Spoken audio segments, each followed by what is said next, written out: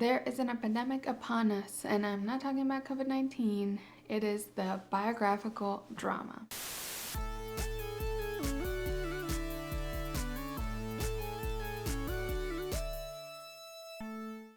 Hello and welcome back to the Miscellaneous channel where we do miscellaneous things. I'm Zelneni. I typically cover TV, pop culture, internet trends, and there are miscellaneous things on this channel, so subscribe if that's your vibe. Today I wanted to talk about this new trend I've been seeing in media lately. It feels like this year has become the pop cultural version of Snatch Game. You're not anybody in Hollywood until you're playing some famous person or some true crime case. So first I'm going to be talking about my theories and reasonings why this trend has happened in recent years. Then I'll talk about some of my issues and criticisms that I've noticed watching a bunch of these. And then I'll talk about the specific examples that I have watched in TV and then movies. And I'll also talk a little bit about some coming soon projects that are in this genre. Feel free to skip around the video to whatever sections you're interested in. Let me start with the theories I have for why the biographical drama or biopic has become so huge lately. Remember when it was just The Social Network and that Elton John movie that nobody saw?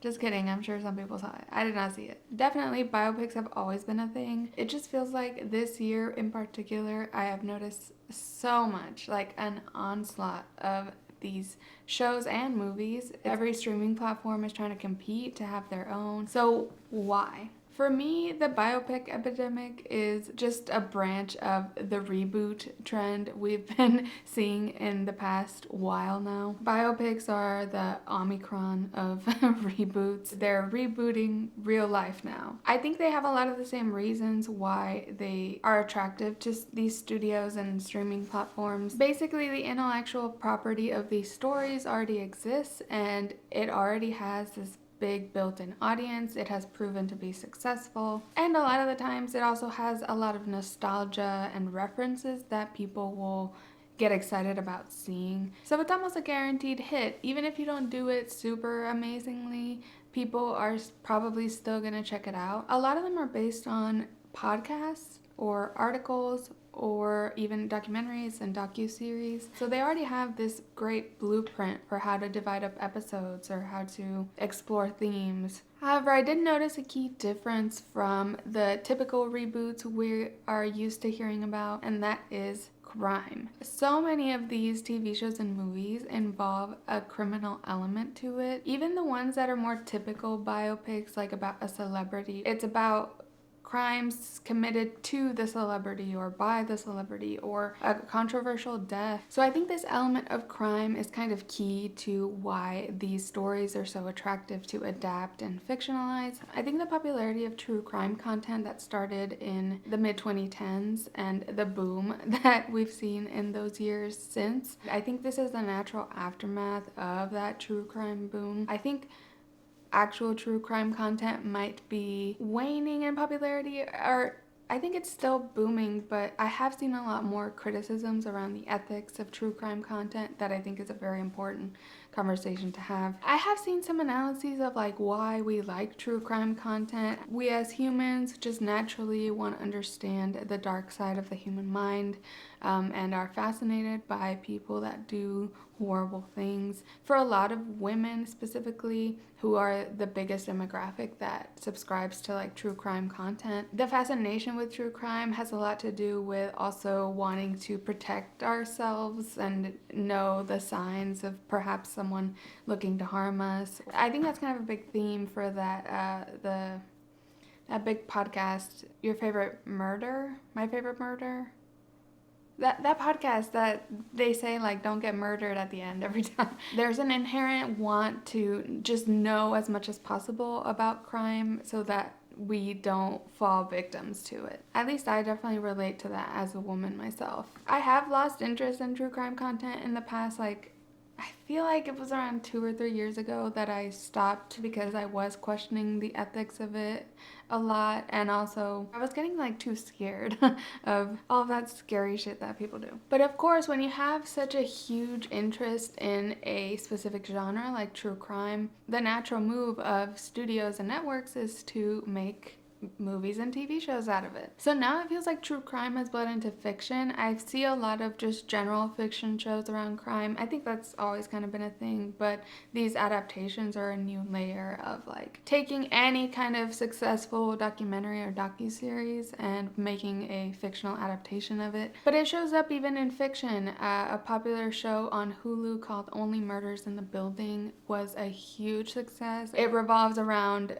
fictional characters that are fans of a true crime podcast. It's more of a comedy making fun of the true crime audience, but still there's been more awareness about how big this genre really is. I think it makes sense to focus on criminal cases for these adaptations though, because a storyline based around a crime usually raises the stakes a lot for your characters and provides just like really intense conflict that makes for good TV or good movies. So I get it. I get why it's attractive to have a story that isn't just like someone's biography, which might be kind of boring. Focusing on the crime and the sensational moment of their career is more interesting. So let me now talk about some of the issues and criticisms I have. I've watched a lot of these shows and I'm going to get into which ones I've watched and what I thought of them. Some were better than others, but a lot of them I found these little issues that emerge. So first, I feel like the nostalgia element to these shows and movies is a little bit of a double-edged sword because it's great. People love nostalgia, people love references, but a lot of the time in these shows, they're just hitting you over the head with the reference. You know, in Titanic, when they are just getting on the boat, the rich people, Cal and Rose are arguing about the art they're hanging up in their rich people room. Someone asks like, oh, who's this artist? And Cal is like, something Picasso. These shows will show that joke like just over and over. In some way. It's very like, let me play this song on my iPod, and it's like paused for laughs almost. I'm hyperbolizing how much they pause and whatnot, but the references get very like, it's like, we get it. Okay, yeah. Pam and Tommy takes place in the 90s, and it's very like, World Wide Web. What is that? They say things that people of that time would never say. And I think now I understand maybe the people that watched Stranger Things and thought the 80s was like kind of hitting you over the head. I was a big fan of Stranger Things when it was coming out, and I got my mom to watch it, and she was like, it's just so cheesy and over the top. And it's like, she remembers the 80s, I guess, and it's that. And now these adaptations are about times that I was alive in, which is kind of a whole other existential can of worms. But now they are depicting the 90s, the 2000s, even the 2010s, and I'm like, I was there and people didn't talk like that.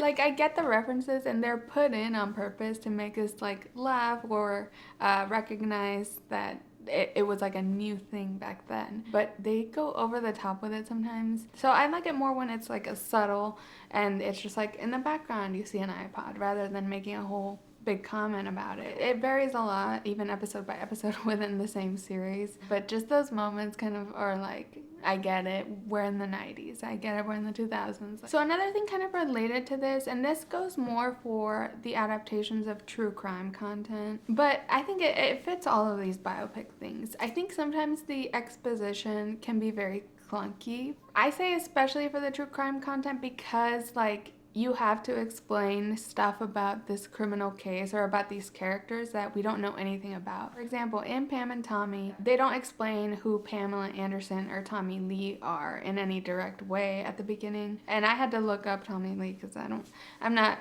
into the rock scene, so I don't know all of the characters, but I looked up Tommy Lee and found out he's the drummer of Motley Crue. Okay, they didn't say that in the show until maybe way later. So I think with celebrities they can get away with a little less exposition, but for true crime cases, showing just regular people. For example, I was watching Joe versus Carole, which is a Tiger King adaptation. Carole Baskin brings in an employee to her office and is like, do you know what I don't pay any of you volunteers? And it just came out of nowhere, and I was just like, they're just trying to get across that the people at her animal sanctuary are volunteers and she doesn't pay them. I remember that was a big part of the documentary. When you have so many details to a story and you're trying to reveal them in a way that feels natural, it's almost impossible to always have it feel natural. Next, a bit of an issue, it's more like a hit or miss element of these. The acting, I think it can vary a lot.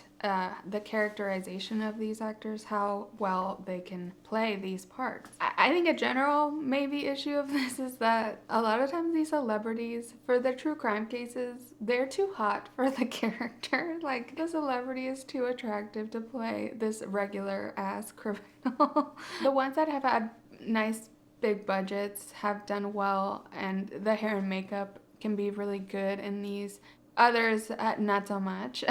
For example, I think Amanda Seyfried is way too beautiful to play Elizabeth Holmes. Elizabeth Holmes is so long and tall, and Amanda Seyfried is clearly short, but her acting has been selling it for me. It's kind of a give and take. They might not look like them, but they have the mannerisms down.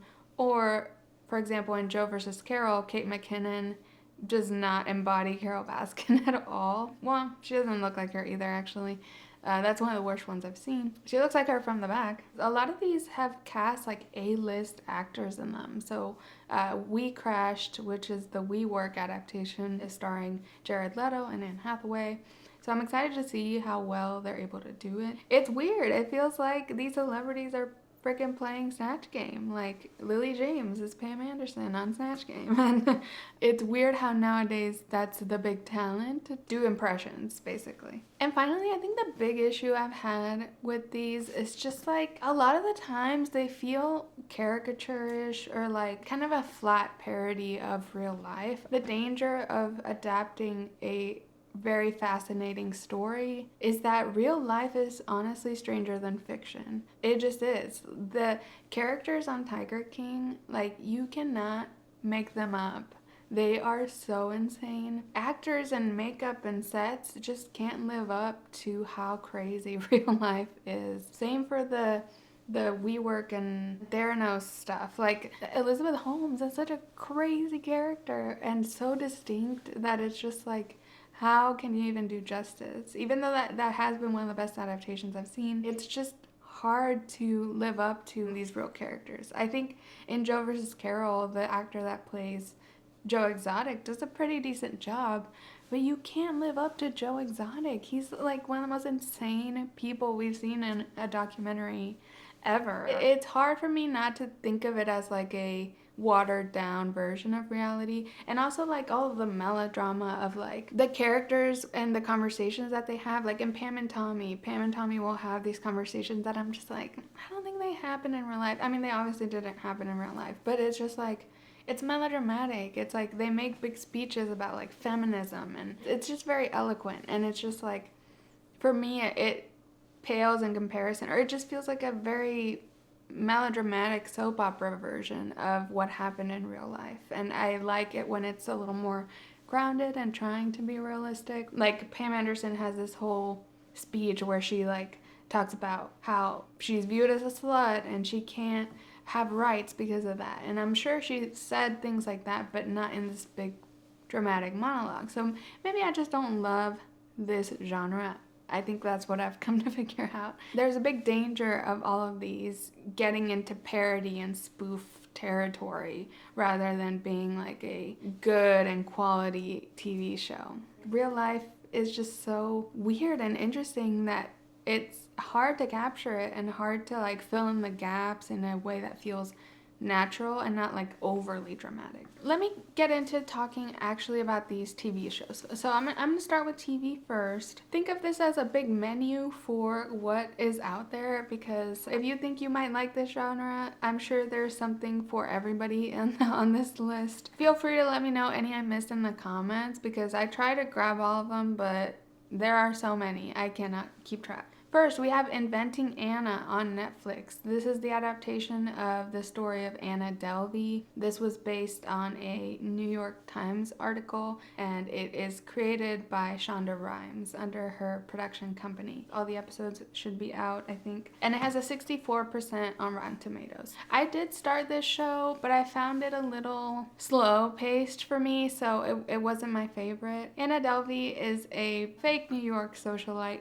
scammer girl who would try to scam like the elites in New York City. She supposedly had a big fashion sense, but also looked kind of disheveled, so people are kind of questioning why she even was taken so seriously in the first place. This show wasn't totally for me, but it has had a lot of success on Netflix and a lot of just pop culture buzz in general. Next we have Pam and Tommy, which released on February 2nd on Hulu. Now all of the episodes are up. They were coming out weekly for a while. And it stars Lily James as Pam Anderson and Sebastian Stan as Tommy Lee. And it is by the director of I, Tonya. There was some controversy around this series because the actual Pam Anderson did not endorse it and refused to speak to any of the creators or actors. They were trying not to depict her poorly, but she just did not approve.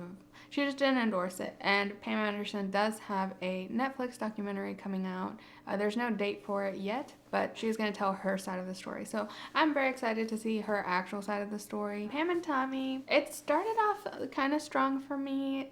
Like, I was excited about it, but then I just got kind of bored, or just like, I don't know, I think I just can't watch stuff weekly because I get into it for one episode and then lose interest by the next week.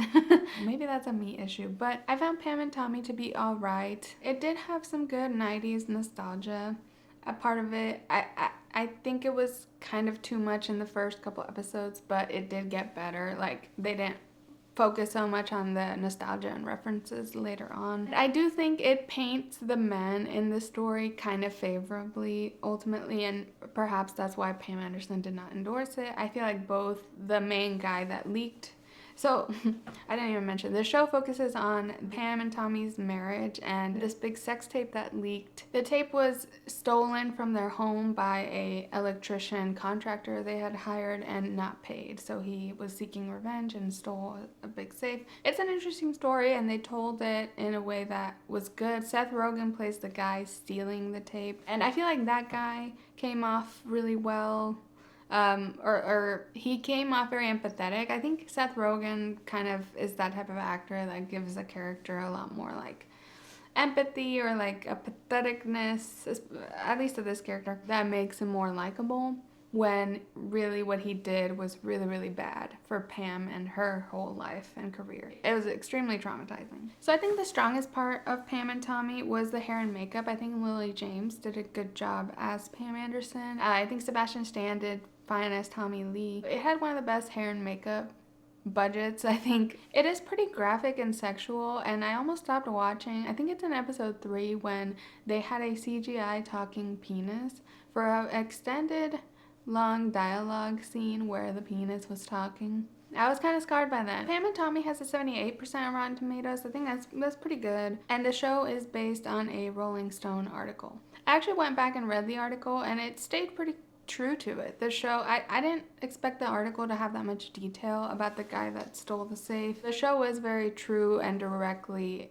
following the article, the outline that the article had. So next we have The Dropout, another one that I have seen, and it is on Hulu. I've only seen the first 4 episodes because it's coming out weekly, and it started on March 3rd. This one stars Amanda Seyfried as Elizabeth Holmes, the disgraced Theranos CEO who lied to a bunch of investors to get investment in her cool big health startup company and ended up being a complete fraud. Naveen Andrews, and I think he's most famous from Lost. I was excited to see him in this. Plays Sunny in the story, who was kind of her partner in crime. This has been the best of these adaptations that I have seen so far. I am liking The Dropout a lot so far. I might do a video just on that when it ends. The actors are really good, and like I said, Amanda Seyfried doesn't quite look like Elizabeth Holmes aside from her big eyes, but she does a great job acting this role. I'm so proud of how far Amanda Seyfried has come. She's doing an amazing job as Elizabeth Holmes. She has the voice down, which is very different from her real voice, and it has a 90% on Rotten Tomatoes. I feel like my opinions so far have been very much aligning with the Rotten Tomatoes scores. Pam and Tommy was alright. I finished it, saw it through, 78%. Inventing Anna had a 64%, and it lost me. And The Dropout has been impressing me so far. It feels a little more realistic, at least compared to the others. It still has its moments of like dramatized 2000s references, but it's a little more fun. And I think it's fun that it's poking fun at like Silicon Valley culture a lot, corporate culture a lot.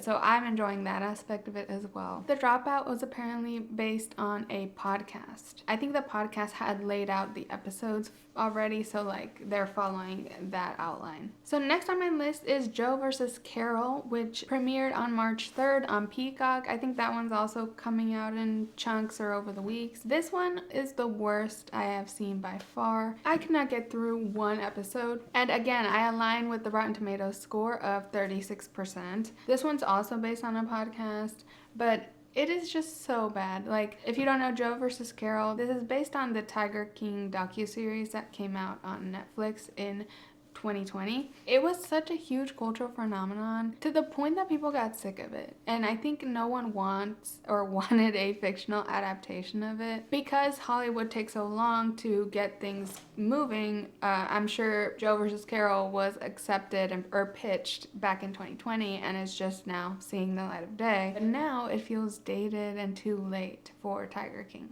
Nobody cares. And again, you can't live up to how insane the actual story was, the actual people were. It's just a complete flop in my opinion. Because a lot of the story involves exotic animals, they had to do CGI, and the CGI does not look great. I think some of it looks okay in Joe versus Carole, and I prefer CGI animals over real ones that are, you know, being exploited or whatever. So I don't mind some CGI animals. It's just sloppy CGI. It's not composited well. The opening shot of Joe versus Carole has this house cat, just a regular tabby house cat, running around Carole Baskin's home, and the camera's following it until the camera pulls up on Carole. There's this one moment where the cat jumps on the bed, and there's a clear CGI mess up with the cat. You can just tell the cat, it's not actually on that bed. It's literally like walking on air kind of thing. First of all, why do you have to CGI a house cat? You can get a real house cat, you know?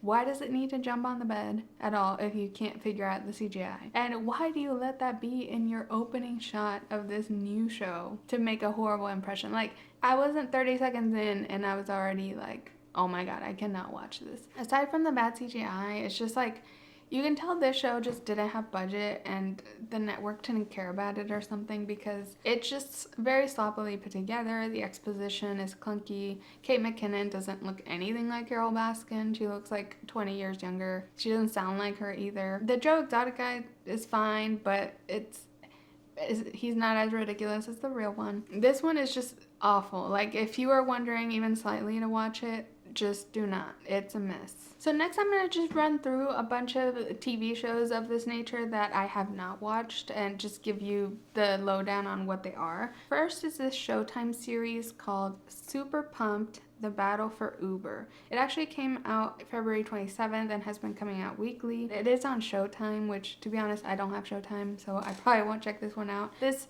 Super Pumped series is actually going to be an anthology series, except like season 1 of this show is all covering Uber and apparently the rise and fall of this controversial CEO. I don't know much about the story, to be honest. The CEO is played by Joseph Gordon-Levitt. This show already got renewed for season 2, but season 2 is going to cover Facebook. So that's going to be interesting, especially since we already have a fictionalized adaptation of Facebook with The Social Network. It does have a 57% on Rotten Tomatoes, so it doesn't sound great. I saw the reviews weren't glowing by any means, and it is based on a book. Another one is Winning Time: The Rise of the Lakers Dynasty. So this one's for the sports fans. It came out March 6th on HBO and stars John C. Reilly, Sally Field, Adrian Brody, and it's from the creator of Succession, Adam McKay. Another one that has come out that I hadn't heard about is called The Thing About Pam. It came out March 8th on NBC, and it stars Renee Zellweger as a Mississippi woman who murdered another woman in 2011 and had her husband falsely accused. I actually don't know about this case, but I am intrigued. The thing I've noticed about a lot of these adaptations is like they're getting A-list movie stars to jump to TV for these shows. Like, I think the guarantee of having IP that is already successful draws in bigger stars than just a regular TV show would. Amanda Seyfried, who's traditionally a movie actress, Renee Zellweger. And then Speak of the Devil, the next one I have on my list is WeCrashed, which is coming out this week on March 18th on Apple TV Plus, and it stars Jared Leto as Adam Newman, the disgraced CEO of WeWork, and Anne Hathaway plays his kooky actress girlfriend. I forget her name. I'm kind of excited for this show, even though I don't have Apple TV, which means I'm gonna have to buy Apple TV. This is another one with A-list stars jumping to TV. If you don't know about the WeWork scandal, you should go watch the documentary on Hulu, but it's very fascinating. I think this show looks promising just because it is Apple TV Plus, which means it has budget and it has these big stars that are known for good acting. Jared Leto is known for character acting. I'm liking these adaptations of like making fun of Silicon Valley startup people. Next is The Girl from Plainville, which comes out on March 29th on Hulu. This is starring Elle Fanning and is about a true crime case about Michelle Carter, who urged her then boyfriend via text to unalive himself. It's a very, very dark true crime case, and there is a documentary on, I believe, HBO, don't quote me on that, but there is a documentary about this called I Love You, Now Die. This is one of the best characterizations I've seen as well. Elle Fanning looks insanely like Michelle Carter, so I'm excited for this one as well because I've been following this true crime case ever since it made news. That one I will be watching. Another one I found in my research is an adaptation of Julia Child's life, which is just called Julia, and it's coming out March 31st on HBO. Don't know much else about it and don't know much about Julia Child, so we already have an adaptation of that too though, where Meryl Streep played her, right? So probably not gonna watch that. Another one is Gaslit, which comes out on April 24th on Stars. Julia Roberts, another A-lister jumping from movies to TV, plays Martha Mitchell, wife of a Nixon staffer and an early Watergate whistleblower. So this is about a woman that was involved in the Watergate scandal of Richard Nixon. Sounds interesting in theory, but I don't think I'll watch it. Also, I don't have Stars. Next is The Offer, comes out on April 28th on Paramount Plus, and it's about the making of The Godfather, starring Miles Teller. So if you're interested in The Godfather, there's an adaptation of the making of the movie coming out. Next is another anthology one called The First Lady on Showtime, and it is episodic, so every episode's different, but it's all about first ladies of the US. Viola Davis, Michelle Pfeiffer, and Gillian Anderson have played first ladies. This is where Viola Davis played Michelle Obama. I remember there was like a picture of that going viral at some point. And last on my list, I have a show called Love and Death on HBO Max that is about a Texas woman who murdered her best friend in the 80s. So I don't know much else about it, and I don't know who's cast, but that's coming. Lots in the pipeline. Next, let me get right into the movies that are biographical dramas like this. So we are not done. That was just TV. Something I just have to get off my chest. All of these TV shows that I have mentioned, at least the ones I have watched, they could have been a movie. And I would have been happier if they were just a movie. I hate this trend of just making everything this long series when it's not really necessary. Everyone just wants to be a TV show. It's the golden age of streaming. In movies, we're seeing a lot more typical biopics rather than leaning on the true crime thing. Just in the award show cycle, we had 3. We had House of Gucci, my own queen herself, did a biopic of the murder of Mauricio Gucci. She played his ex-wife who hires a hitman. Is that spoilers? I don't know. But that's a true crime and celebrity one. We also had Spencer, starring Kristen Stewart as Princess Diana, which was not about crime, but I feel like just making a movie about Diana, her being such a person with a controversial and mysterious death, that in itself has that crime allure to it a little bit. And then we had a more traditional biopic with Respect, Jennifer Hudson playing Aretha Franklin. I didn't watch that or Spencer, so I can't say much about those movies, and I don't know if there was any crime in the Aretha one, to be honest. And I found this great article by Glamour magazine that had a lot of the biopics coming soon, that a lot of these I was not even aware of. So there's an Elvis biopic coming out, directed by Baz Luhrmann. Who is it? Oh, it's starring Austin Butler, which I'm like, he's come so far from Zoe 101 days.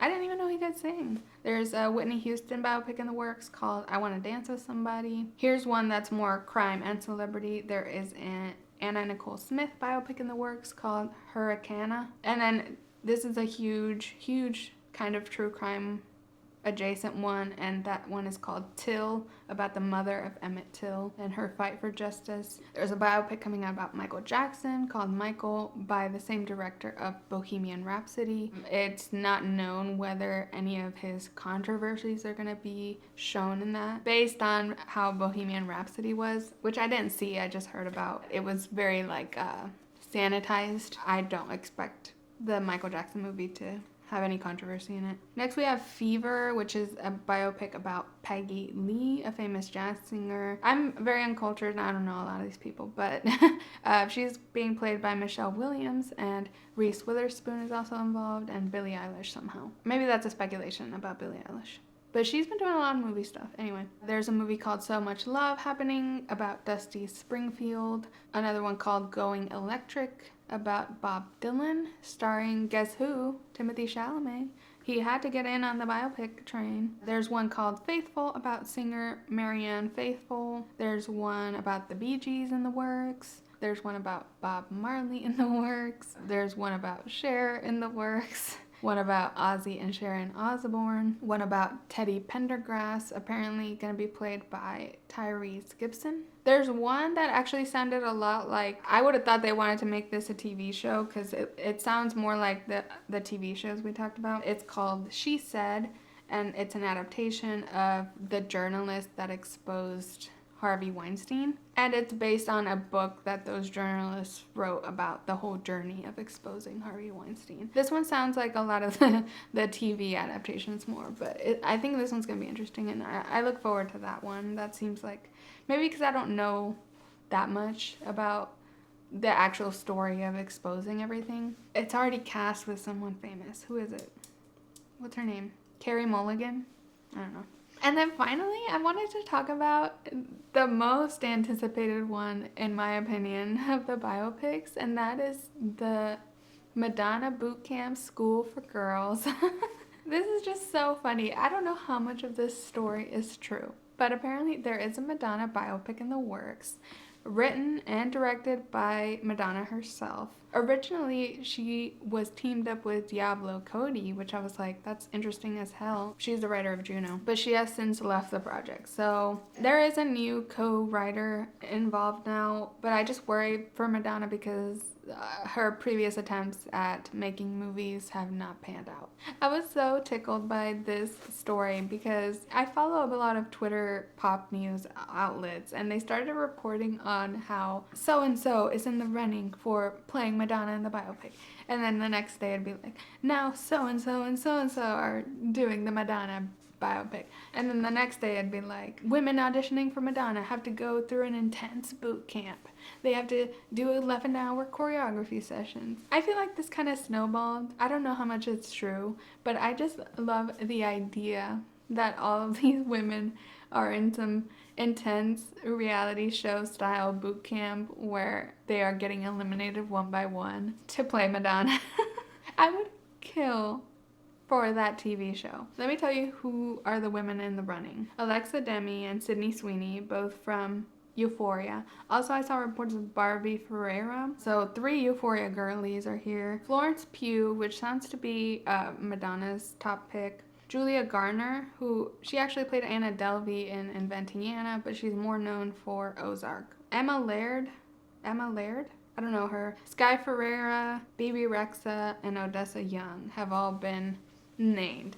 I don't know how serious a lot of these reports are that these people are auditioning, but it's hilarious, and I just love that idea. There used to be this show, I don't even know on what channel, but I was obsessed. It was a reality show. It was a boot camp to cast Elle Woods in Legally Blonde, the musical on Broadway. That show was everything, and I was obsessed, as you can imagine. So that's all I have for this video about biopics and the epidemic of them.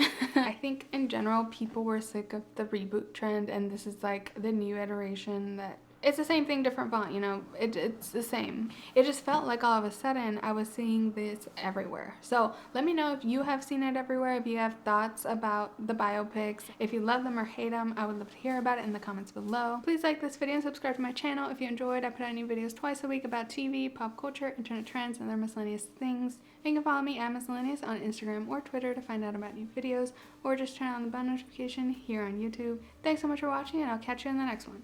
Bye.